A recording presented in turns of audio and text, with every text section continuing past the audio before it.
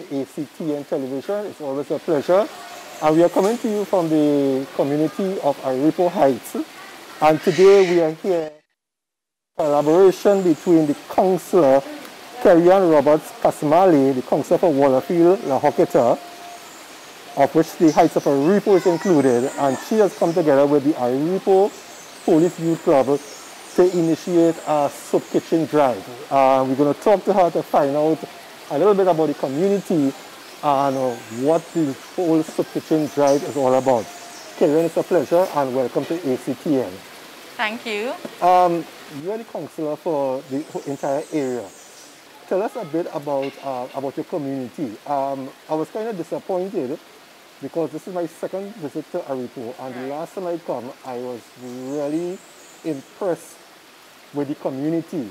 But coming into Aripo just after I come up the highway into the junction, I saw on the left-hand side a whole set of garbage. There are no houses there, so that means there is somebody who drove into the community and offload all that garbage. And I was really disappointed because, I mean, I came here already and the place was refreshing, it was nice. Yes, correct. Okay, we'll talk about that later on.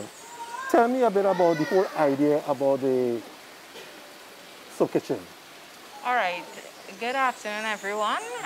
And was said, I am the councillor for Wallafield, La Hocketa, of which Heights of Aripo, the beautiful and scenic Heights of Aripo, falls. I think the soup kitchen, the origin of it, came out of the whole need for food support at this time. We know that the COVID-19 struck a lot of countries, actually all countries in the world. So this initiative was an attempt to provide some sort of support in terms of communities that fall within my district so that persons can have another type of support in line with some of the other initiatives that the government is doing. One of the things I really like about the soup kitchen is that it takes burden off of the state and it is community driven. The stakeholders within the communities have come together to give back to the community. So the whole idea behind the soup kitchen was to provide, yes, food support in this particular way where we provide a nutritious meal, but it was also a means for the major stakeholders within communities to collaborate and to get on board and provide some sort of progressive means to dealing with the COVID-19. So how did the collaboration with the police club came about? All right, well, one of the things, when I first came up to Aripo, I fell in love with this place when I was campaigning. I became the councillor. You originally from Aripo? No, I'm not from Aripo. Okay. But one of the things that dawned on me is that the community would comment because of the distance. Many times, representatives, they would not see representatives. So one of the ways I felt as a representative that could bridge that gap was to collaborate with some of the major stakeholders. I was really privileged to meet WPC Williams, and from that, she has really been on board. She has really been willing to collaborate and do her part in whatever initiatives that this community, I have brought to this community. So today is the first day, or it has been going on for a while? No, it has been going on. So the district of Wallafield, La Hocketa comprises Greenvale, which we know from the flooding of 2018. It comprises parts of La Hocketa, Manuel Congo, Wallafield, as well as a small part of Santa Rosa. So the soup kitchen, this is the 4th week of the soup kitchen. So the major communities have been touched, that I mentioned before, have been touched. So it's now time for Aripo to experience some of this sort of personalized, collaborative love from its stakeholders. How do you all determine who has to get? Because, I mean, there's a lot of people in the community. So how do you all decide who is really in need and is in the needy ones? Right. You touch on a very important point because we do not have unlimited resources. And as such, a decision has to be made in terms of who gets. And I think for me, as the councillor for this area, collaboration was important because I may have an idea of who I believe is needy, but then the police youth club, they deal with a different sort of clientele, if I'm to say that, as well as the village council. So I think the collaborative approach now brings a sort of mixture in terms of who are the recipients. Going back to that key thought that not every household would be a recipient, but that those who are most in need first are the ones, and then that decision came from the various groups that partnered here today. You said that this is the 4th week. Correct. How has it been so far, and what are some of the challenges you're facing? All right. Again, I really want to thank the chairman of the Tunapuna-Piako Regional Corporation, Mr. Kwesi Robinson, that has really been supportive as a new councillor, you know, some of the initiatives. I really want to thank as well some private stakeholders, because all of this, you know, there's the belief that councillors have so much resources at their disposal, and that is a myth. You have to work with stakeholders to get things done. So private persons, you know, up on the go, as well as the youth club and others who came on board. I think one of the major things, and you spoke about it before, not every household. So sometimes you go into a community and persons will say, well, I wasn't a part of it. And that is because the resources can only go so far. But in making the resources stretch, there's the understanding that when other initiatives roll into a community, that a different set of persons can be the beneficiaries of it. And how does it work? Is it 1 day a week, 1 day a month? All right, so the initiative, it's 1 day a week. So for the past 4 weeks, the kitchen has been rotating 1 day a week for the past four weeks. What is the feedback you're getting so far from the people in the community?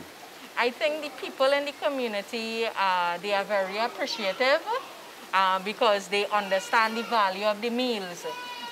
So for instance, what we have today, we have a chicken and pigeon peas pilau. We know what the price of things are. So just taking that alone, we understand the economic value as well as the nutritional value.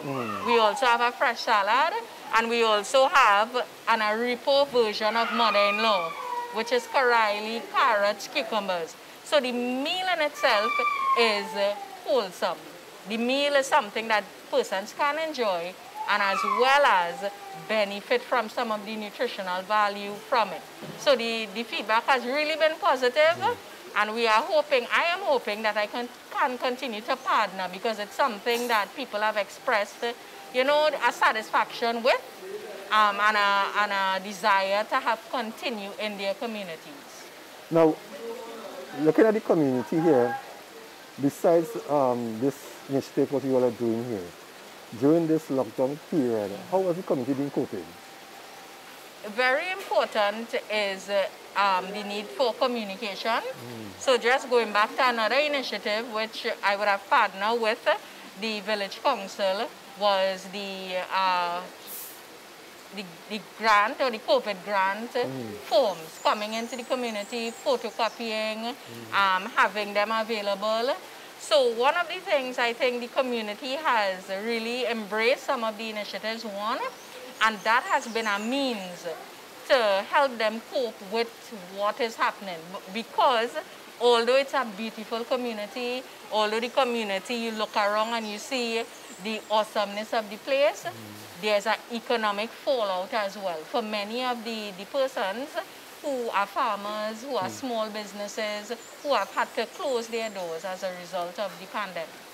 Tell us a bit about Heights of a Report. You know, we hear about it, we see, well, as far as where we have reached, we see the beauty of the place. But what makes the Heights of a Report so calm and so beautiful, well, and so green? I will consider myself an outsider because I am not originally from the Heights of a Report. One of the things that you are stunned by is the beauty, the serenity. And even being here, I know it is a benefit that the internet signal is not very strong.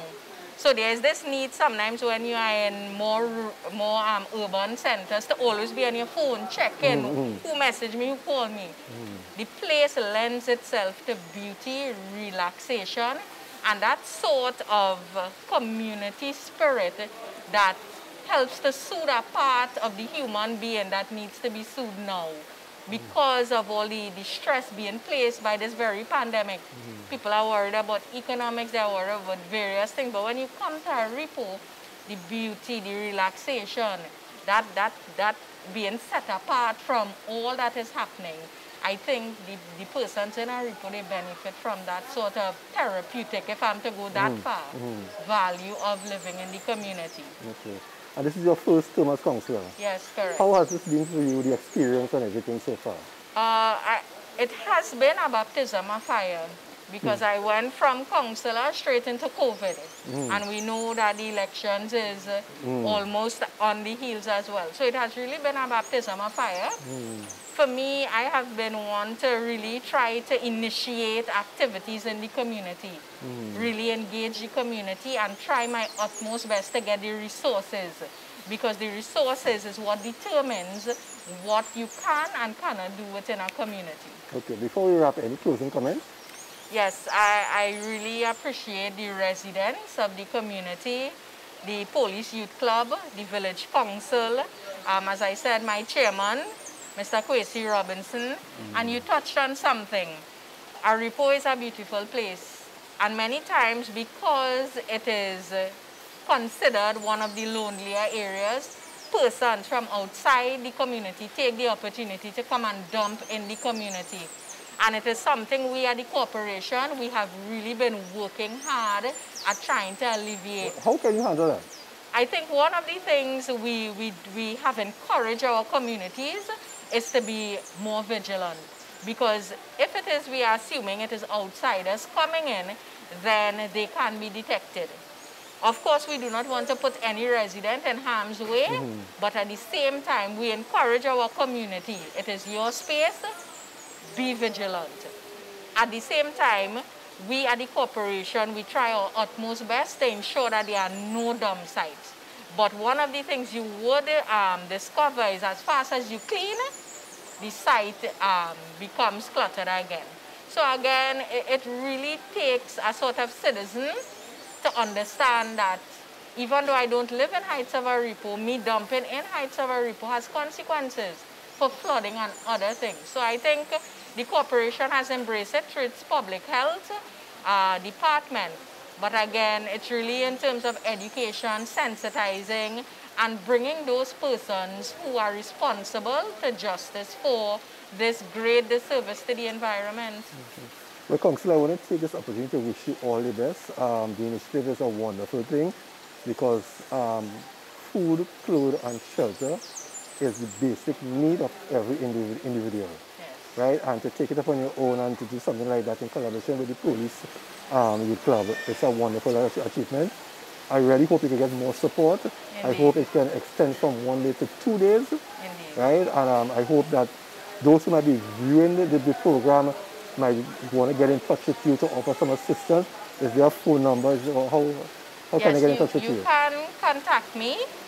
So I have a very active Facebook page, Councillor Wallafila Hocketa.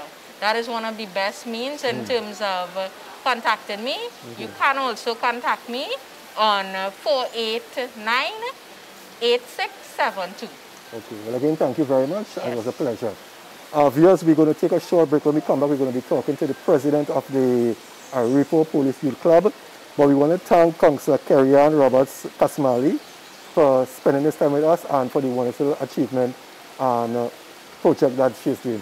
So we're going to take a short break. When we come back, we're going to be talking to the president of the Aripo Police Youth Club. Stay tuned, we'll be right back.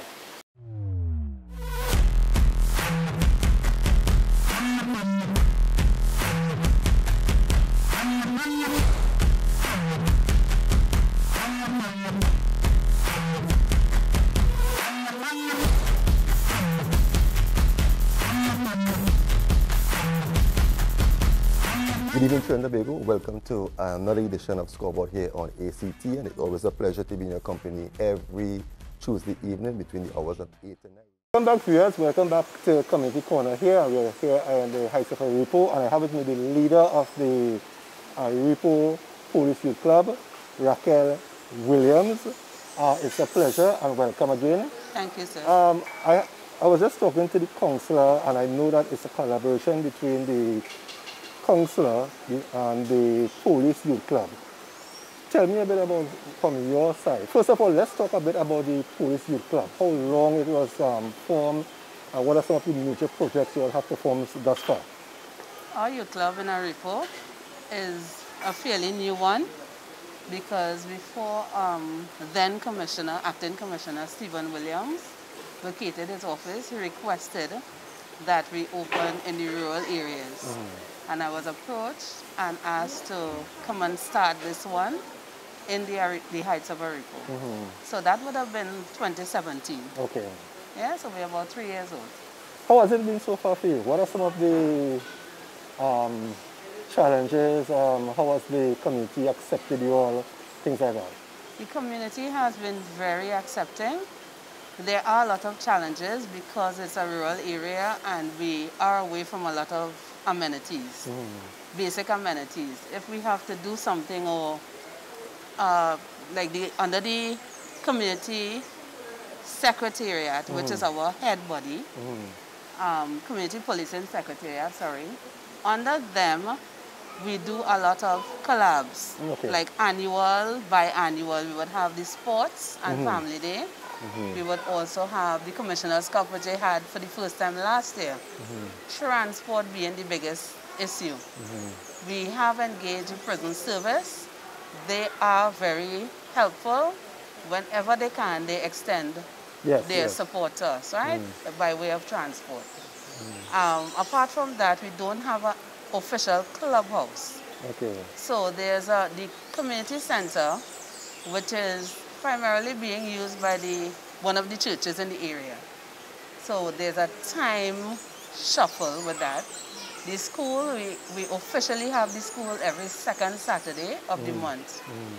Once there's nothing happening in the school other than that, on a Saturday is the day we meet. So we would have the availability of the school. So we kind of bounce around in the community, but it's working so far. How did the collaboration come about from on your side with the councillor? We had a meeting a Saturday when the councillor was making her rounds in the community. We met and we hit off immediately. She welcomed the opportunity to work along with the youth club as well as we did. Any help we get in the area, it is really necessary because you can't, no one person or one entity could do it alone. But what is the most critical needed thing in the community of Aripo? Skills and training. One of the major cry I was made aware of when we came to do the registration was dropouts, school dropouts. So the request came as well for us to have some ALTA classes, if necessary. I have approached ALTA. I have taken the membership as well as some parents to the public library in Arima to sign up for their library cards. But again, the challenge is transport, getting them to and fro. In addressing that school dropout, we're really trying to push with ALTA to have somebody come up and do the various classes. Because of course it would vary from children to adults. Because of the school dropout, is that a cause for concern? When I say a cause for concern, like crime, how is crime an issue in Aripo? No. So this is one of the safest their main trade or skill is agriculture. So from as small as they know. So once they drop out of school, they go into agriculture? Basically. So you don't have that lineman on the block corner? They have one or two, but I mean, it's not really encouraged because there's nothing much to do. What we are trying to do with them is getting them involved in the understanding that there's a lot more outside to offer. So by way of skills and trades, we're trying to do some assistance with getting them into the CCCs and the MILATs and so on. How is that? How is that? They're welcoming it. And we are still in conversations with the necessary powers that be. Through the policing secretariat, of course, we're getting some assistance from them. Because of the lockdown, everything has been confined. Pause. So, on pause. So, what is happening right now with your group and the community? Everything virtual. The few that have internet access or phones, those are the ones that we use or we ask to relay messages in the village, because of course I'm not living in the village. And any information at all, the community policing secretariat sent us on our leaders chat and we forwarded to them. Right now there's an offer to do some training for grow box and chess.